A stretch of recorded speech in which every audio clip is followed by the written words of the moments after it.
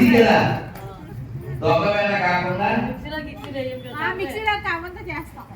Mixie కాదు ఇంకా కావాలి పరాశర పుండరీక వ్యాసాంబరీష సుఖ సౌనక మనకు వచ్చింది.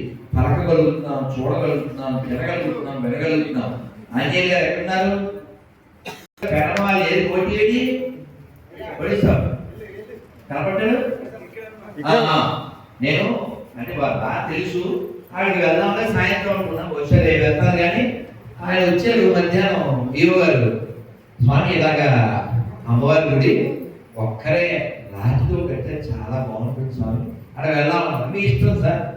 యాక్చువల్ నేను ఇవాళ అయ్యాక కాదు, నేను అసలు పెనం మీద పొయ్యిలో ఉన్నాను. చాలా ఇబ్బందిగా పరిస్థితి. అయితే ఈ టికెట్ అని ఫోన్ చేశాను. దొరుకుతుంది సార్ చేశాను. చేసేయండి.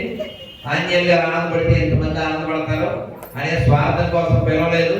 ఎడ్యుకేట్ చేయాలనేటువంటి ఈవో కాదు, ఎడ్యుకేటెడ్ ఈవో, ఎడ్యుకేట్ చేయాలనుకునే ఈవో.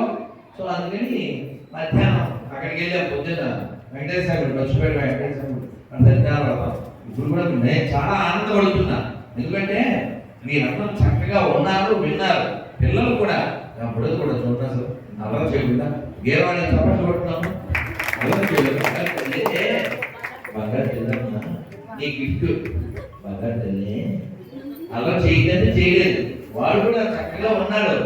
పిల్లలండి బంగారాలు, వీళ్ళందరినీ కాపాడుకోవాలి.